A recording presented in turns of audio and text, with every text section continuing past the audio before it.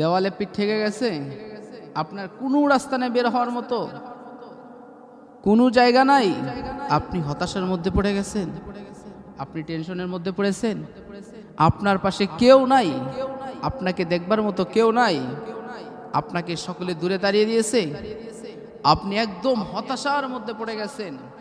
আপনি টেনশন করবার কারণ নাই, হতাশ হবার কারণ নাই, চিন্তা করবার কারণ নাই। কারণ আমার আপনার নবী বিশ্ব নবী রাহমাতাল লিল আলামিন মাঝে মাঝে যখনই বিপদে পড়তেন তখনই তিনি দুইটি দোয়া পড়তেন। বলুন তো সেই দোয়াগুলো আমাদের জানা দরকার আছে না? যখনই নবীজি যে কোনো সময় বিপদে পড়তেন দুইটি দোয়া পড়তেন। এক নম্বরে পড়তেন লা ইলাহা ইল্লা আনতা সুবহানাকা ইন্নী কুনতু মিনাজ জালিমিন। নবীজি যখনই বিপদে পড়তেন, যে কোনো টাইম বিপদে পড়তেন, সব সময় আমার নবীজি এক নম্বরে এই দোয়াটা বেশি পড়তেন। বলেন না সুবহানাল্লাহ।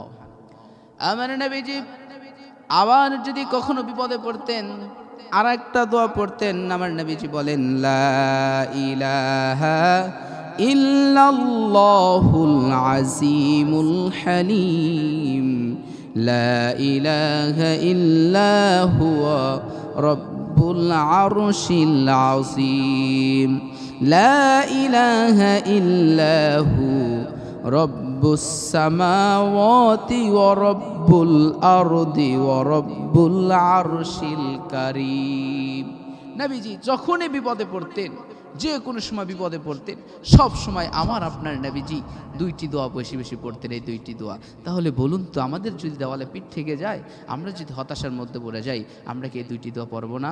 আল্লাহর কসম, আল্লাহি বিল্লাহি তাল্লাহি, আপনি যত বিপদে পড়েন না কেন, আপনি যত হতাশার মধ্যে পড়েন না কেন, এই দুইটি দোয়া পড়বেন, ইনশাআল্লাহ আপনি সকল বিপদ থেকে রক্ষা পেয়ে যাবেন। বলেন না সুবহানাল্লাহ।